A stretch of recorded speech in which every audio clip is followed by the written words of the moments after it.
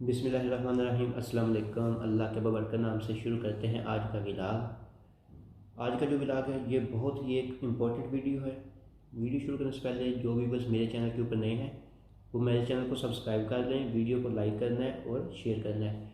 तो आज की वीडियो का टॉपिक जो है इसमें हम पूरी डिटेल A to Z अलग से लेके ये तक जो है हम कवर करेंगे। हमने जो फूड डिलीवरी की जॉब है वो कैसे हासिल करनी है, हासिल करने से लेके एंड तक सैलरी आने तक मैं आज आपको पूरी डिटेल बताऊंगा।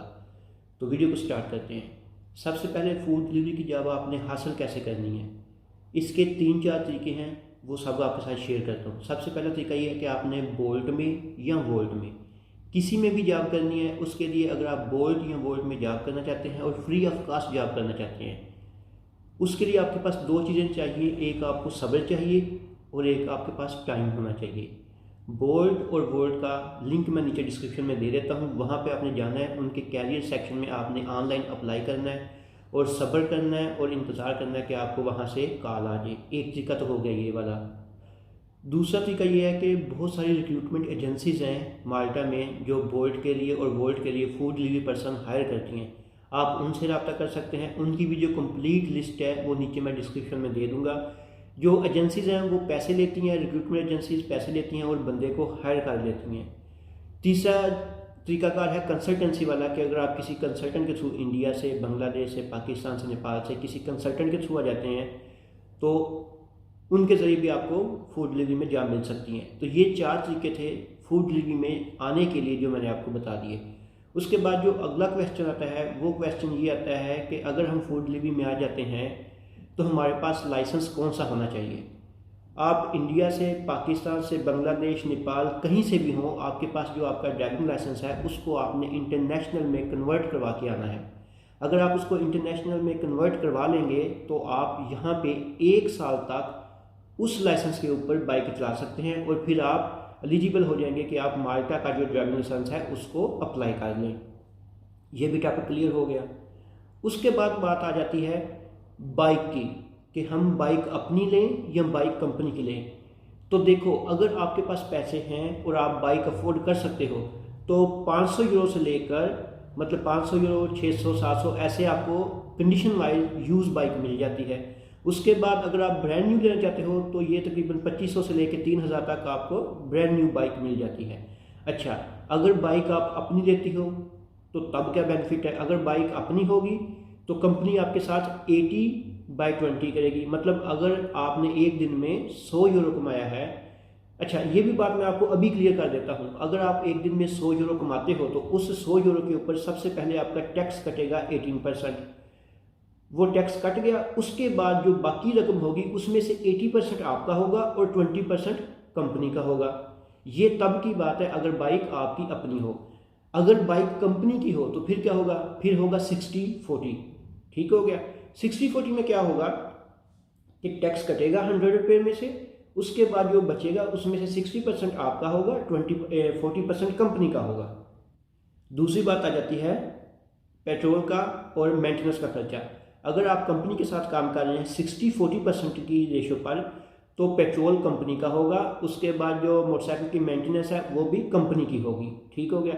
उसके बाद बात आ जाती है कि अगर बाइक आपकी अपनी है तो पेट्रोल भी आपका अपना होगा, मेंटेनेंस भी आपकी अपनी होगी। मोटरसाइकिल वाली बात क्लियर होगी। अगली बात ये आ जाती है मोबाइल डिवाइस। तो मोबाइल डिवाइस कोई भी कंपनी नहीं देती। मोबाइल डिवाइस जो है वो आपने अपनी ही लेके आनी है। जितनी अच्छी आपके पास डिवाइस होगी मतलब उतनी वो क्विक होगी, फास्ट होगी, उसमें ग्लिचेस आने के चांसेस कम है। उसके बाद बात आ जाती है डाटा सिम। डाटा सिम में ये होता है कि चाहे आप 60-40 पे काम करें, चाहे आप 80-20 पे काम करें, डाटा सिम जो होती है वो कंपनी देती है और आपके नाम के ऊपर सिम रजिस्टर्ड होती है। बोल्ट का या वोल्ट का अकाउंट आपके नाम के ऊपर रजिस्टर्ड होता है। तो ये भी बात जो है ये क्लियर होगी कि डाटा सिम और मोबाइल वाली ऑप्शन। एक जो ज़रूरी बात ये है कि जब भी आपने आना है आपके पास मोबाइल और हेडफोन लाजमी होना चाहिए, क्योंकि अगर मोबाइल और हेडफोन होगा तो आप हेडफोन लगा के जब आप रास्तों पे जा रहे होंगे तो नेविगेशन को जो है वो मतलब उसका साथ साथ जैसे वो बताता है कान में, तो आपको बहुत इजी हो जाएगा। आपके गलत होने के, मिसगाइड होने के चांसेस बहुत कम हैं। जॉब लेने से भी हो गया, बाइक का काम भी हो गया और उसके बाद क्या हो गया, मोबाइल की बात भी होगी, ठीक हो गया, ये सारी चीज़ें होगी। उसके बाद आता है जी जब आप रजिस्टर्ड हो जाते हो तो आपको बोल्ट या वोल्ट का बैग मिल जाता है, उसकी आपको वो पूरा जैकेट वगैरह सब कुछ मिल जाती है, तो आप काम स्टार्ट कर सकते हो। आपने काम स्टार्ट कर लिया।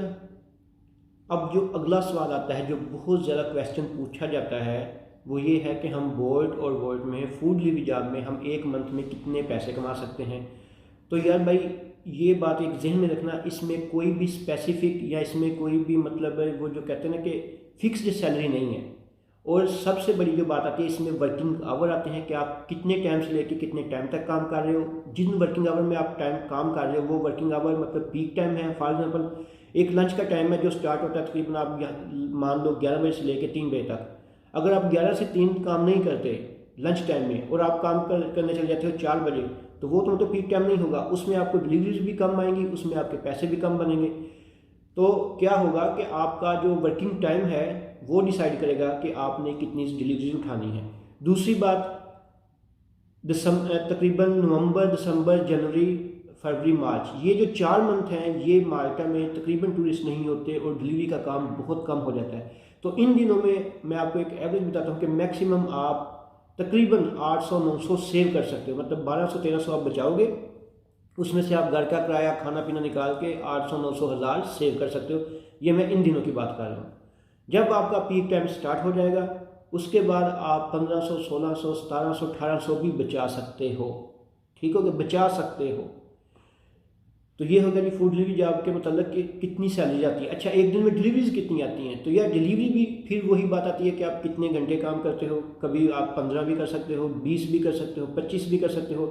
मैंने ऐसे बंदों से भी मुलाकात किया जो 35-35 डिलीवरीज करते हैं, ठीक है, लेकिन मैंने अभी तक जो मैक्सिमम है वो 24 की है, 24 से ऊपर मैं अभी तक नहीं गया। तो ये जो बातें हैं सारी फूड डिलीवरी के मतलब इतनी डिटेल में आपको इसलिए बताई हैं ताकि आपके सारे सवालों के जवाब दिए जाएं। और आपको यूट्यूब के ऊपर इतनी डिटेल में कोई वीडियो नहीं मिलेगी जिसमें फूड डिलीवरी के ऊपर इतनी डिटेल से बात की हो, इतनी डिटेल से आपको हर एक चीज़ बताई हो। तो मैंने आपको जॉब लेने से लेके बाइक, मोबाइल डिवाइस और सैलरी तक का बता दिया है। अच्छा जी, अब बात आती है कि आपको इंग्लिश स्पीकिंग आनी चाहिए। शुरू में क्या हुआ है, बोल्ट ने बहुत ज़्यादा बंदों को हायर किया है, जिनको इंग्लिश नहीं थी आती उनको भी हायर किया, लेकिन कस्टमर की बहुत ज़्यादा कंप्लेंट्स आई हैं जिसकी वजह से बोल्ट ने पिछले दिनों में बहुत सारे बंदों को फायर किया है, बहुत सारे बंदों को निकाल दिया है। एक तो बोल्ट के बंदे को जिसकी 2-3 कंप्लेन गई थी कि उसको इंग्लिश स्पीकिंग नहीं आती, बोल्ट वालों ने क्या किया है कि अपने ऑफिस का उसको ऑर्डर दिया है, अपने ऑफिस में उसको बुलाया। जब वो बंदा ऑफिस आया ऑर्डर डिलीवर करने, तो बोल्ट की जो मैनेजर थी उसने उससे बातचीत की और जब उसने देखा कि इस बंदे को वाकई यार इंग्लिश नहीं आती, तो उस बंदे को उसी वक्त उन्होंने डिसमिस कर दिया, उस बंदे को उसी वक्त उन्होंने काम से निकाल दिया। तो इंग्लिश आनी ज़रूरी है ताकि आपको जो है कंप्लेन ना हो, आप डिस्क्रिप्शन जो है वो उसको रीड कर सकें, आप क्लाइंट को फ़ोन कर सकें, क्योंकि इसमें क्लाइंट के साथ कम्युनिकेशन बहुत ज़्यादा है। जैसे ही आप फूड डिलीवरी करने जाते हो आपने क्लाइंट को कॉल करनी होती है और कॉल आपने इंग्लिश में ही करनी होती है, ठीक हो गया। तो इंग्लिश आनी चाहिए, इंग्लिश आनी चाहिए इस काम में। ये नहीं कि बहुत परफेक्ट आनी चाहिए, कम से कम इतनी आनी चाहिए कि आप क्लाइंट को बता सके कि मैं पॉइंट पर आ गया हूँ, तुम्हारा मतलब तुम बाहर आ जाओ, आके अपनी फूड कलेक्ट कर लो। या अगर आपको क्लाइंट कहता है कि थोड़ा सा वेट करो, या क्लाइंट आपको कहता है कि यार मेरा जो घर है वो इस गली में नहीं साथ वाली गली में है, तो इतनी सी कम्युनिकेशन के लिए आपको इंग्लिश आनी चाहिए ताकि आपकी कोई कंप्लेन वगैरह ना हो। तो कंप्लीट वीडियो हो गई है जी, कंप्लीट डिटेल हो गई है, ईच एंड एवरीथिंग आप लोगों को एक्सप्लेन कर दिया है। मैं उम्मीद करता हूँ आपको ये वीडियो जो है वो अच्छी लगी होगी। अगर आपको वीडियो अच्छी लगी है तो चैनल को क्या करना है, लाल रंग के बटन के ऊपर क्लिक करके सब्सक्राइब करना है, वीडियो को लाइक करना और शेयर करना है। मिलते हैं नेक्स्ट वीडियो में, तब तक के लिए अपना बहुत सारा ख्याल रखना है। दुआ में मुझे याद रखना है। शबाज भाई मुझे बहुत डिस्टर्ब कर रहे हैं, कभी इधर को आ रहे हैं कभी उधर को जा रहे हैं। अल्लाह हाफिज़।